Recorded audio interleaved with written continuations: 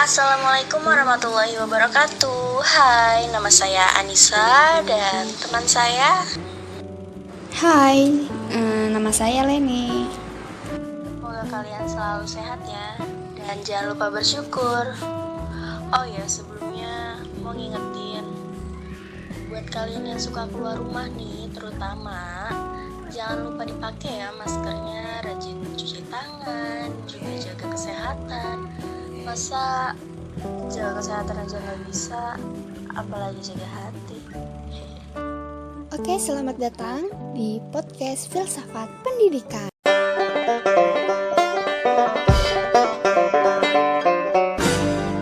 Kita dari kelompok 6 di sini kita akan membahas tentang karakteristik pendidikan 2004 atau sering disebut KBK, yaitu kurikulum berbasis kompetensi bersama dengan saya Leni dan teman saya Anissa. Oke, kita akan membahas apa sih KBK itu? Jadi, KBK merupakan salah satu bentuk inovasi kurikulum karena adanya semangat reformasi pendidikan. Hal ini diawali dengan kebijakan otonomi daerah yang tertuang dalam Undang-Undang Nomor 22 Tahun 1999. Munculnya kebijakan pemerintahan tersebut didorong oleh perubahan dan tuntutan kebutuhan masyarakat yang ditandai dengan munculnya ilmu pengetahuan dan teknologi, yaitu iptek yang begitu pesat, sehingga kehidupan penuh persaingan dari segi apapun.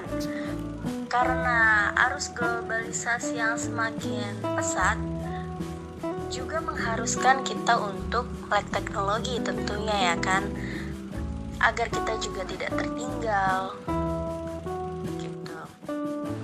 Nah, betul banget tuh Anissa. Jadi makanya setiap individu tuh harus memiliki kompetensi yang handal dalam berbagai bidang sesuai dengan minatnya, bakat, dan kemampuannya. Nah, kalian pada tahu nggak sih, ternyata itu ada 6 aspek loh yang harus terkandung dalam kompetensi menurut Gordon. Yang pertama itu ada aspek pengetahuan. Aspek pengetahuan itu pengetahuan untuk melakukan proses berpikir. Dan yang kedua ada proses pemahaman, yaitu ke dalam kognitif dan afektif yang dimiliki individu.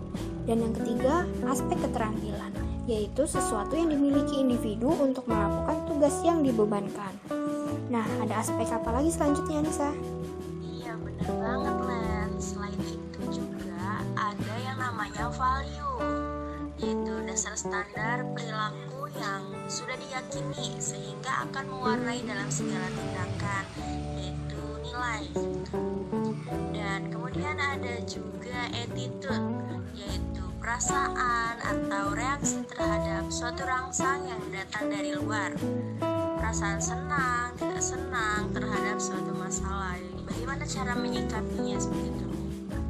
Dan yang keenam, yang terakhir ini ada yang namanya minat, yaitu kecenderungan seseorang untuk melakukan suatu tindakan atau perbuatan untuk mempelajari materi pelajaran. Jadi siswa itu pasti yang memiliki minat, lebih cenderung ke mana gitu untuk melakukan tindakan suatu materi pelajaran seperti itu. Selain Gordon, Depdiknas juga mengemukakan karakteristik KBK sebagai berikut pada tahun 2002, yaitu yang pertama menekankan pada ketercapaian kompetensi baik secara individual maupun klasikal. KBK ini memuat sejumlah kompetensi yang harus dicapai siswa dan kompetensi tersebut sebagai standar minimal atau kemampuan dasar yang dimiliki siswa seperti itu. Selanjutnya ada juga berorientasi.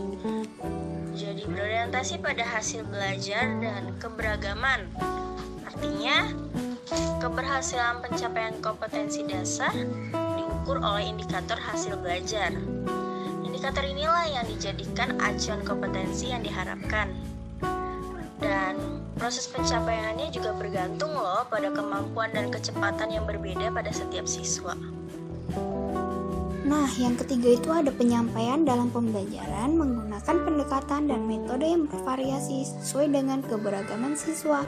Terus yang keempat ada sumber belajar, bukan hanya guru tetapi sumber belajar lain yang memenuhi unsur edukatif, artinya itu sesuai dengan perkembangan ilmu pengetahuan dan teknologi informasi.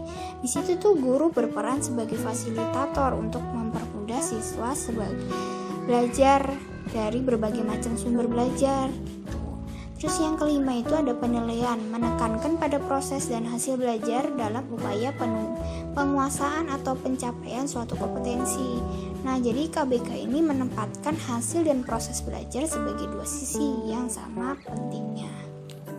Nah, KBK itu menuntut keberagaman penggunaan berbagai sumber informasi yang tidak hanya mengandalkan dari mulut guru, akan tetapi dari sumber lainnya, termasuk dari media elektronik, semacam komputer dan internet, video, dan sebagainya. Dengan demikian, kemajuan bidang teknologi, khususnya teknologi informasi, memungkinkan siswa bisa belajar dari berbagai sumber, belajar sesuai dengan minat, kemampuan, dan kecepatan masing-masing. Oke, berdasarkan apa yang sudah dijelaskan oleh Leni tadi, jadi KBK sebagai sebuah kurikulum juga memiliki 3 karakteristik utama. Yang pertama, KBK memuat sejumlah kompetensi dasar yang harus dicapai oleh siswa. Artinya, siswa diharapkan memiliki kemampuan standar minimal yang harus dikuasai tentunya ya. Dan kalian tahu nggak sih, ternyata terdapat 4 kompetensi dasar yang harus dimiliki sesuai dengan tuntutan KBK. Pertama, ada kompetensi akademik. Berarti peserta didik juga harus memiliki pengetahuan dan keterampilan dalam menghadapi persoalan dan tantangan hidup secara independen ya. Selanjutnya ada juga kompetensi okupasional. Di sini peserta didik harus memiliki kesiapan dan mampu beradaptasi tentunya ya terhadap dunia kerja nanti ke depannya. Kemudian ada juga kompetensi kultural. Peserta didik atau siswa ini harus mampu menempatkan diri sebaik-baiknya dalam sistem budaya dan tata nilai masyarakat pluralistik. Kemudian ada juga kompetensi temporal. Peserta didik tetap eksis dalam menjalani kehidupannya serta mampu memanfaatkan ketiga kemampuan dasar yang telah dimiliki sesuai dengan perkembangan zaman. Nah, selanjutnya implementasi pembelajaran dalam KBK menekankan kepada proses pengalaman dengan memperhatikan keberagaman setiap individu. Pembelajaran tidak hanya diarahkan untuk menguasai materi pelajaran, akan tetapi bagaimana materi itu dapat menunjang dan mempengaruhi kemampuan berpikir dan kemampuan bertindak sehari-hari. Kemudian, evaluasi dalam KBK menekankan pada evaluasi hasil dan proses belajar. Kedua sisi evaluasi itu sama pentingnya sehingga pencapaian standar kompetensi dilakukan secara utuh yang tidak hanya mengukur aspek pengetahuan saja, akan tetapi sikap dan keterampilan belajar adalah proses mencari dan menemukan. Jadi, menuntut keaktifan siswa. Oleh sebab itu, proses pembelajaran harus bervariasi, bukan begitu, Nisa? Ya, betul banget apa yang disampaikan Leni barusan. Sumber belajar bukan hanya dari guru, tetapi juga bisa dari sumber lain yang tentunya memenuhi unsur edukatif. Keberhasilan pembelajaran KBK tidak hanya diukur dari sejauh mana siswa mengetahui materi pelajaran tersebut loh, tetapi bagaimana cara mereka menguasai pelajaran tersebut. Jadi tujuan KBK ini mengembangkan potensi peserta didik untuk menghadapi perannya di masa yang akan datang dengan mengembangkan sejumlah life skill yang dimilikinya. Seperti yang telah disebutkan sebelumnya, untuk mengembangkan minat, bakat, dan kemampuan yang dimiliki oleh siswa.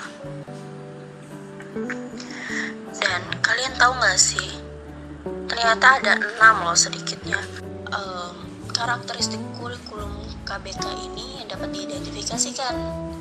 Yang pertama, sistem belajarnya menggunakan modul.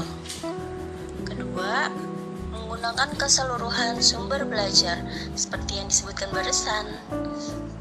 Sumber belajar bukan hanya dari guru saja. Kemudian ada pengalaman lapangan. Keempat, ada strategi individual personal. Kelima, kemudahan belajar. Dan yang terakhir adalah belajar tuntas. Oke teman-teman, jadi kurang lebih seperti itu ya tentang karakteristik pendidikan pada kurikulum 2004 atau KBK. Nantikan podcast-podcast kita selanjutnya ya. Pergi ke sawah, jalan terbelah. Pohon jatuh, awas menimpa. Jika ada salah, kata maafkanlah. Dan sampai jumpa. Wassalamualaikum warahmatullahi wabarakatuh.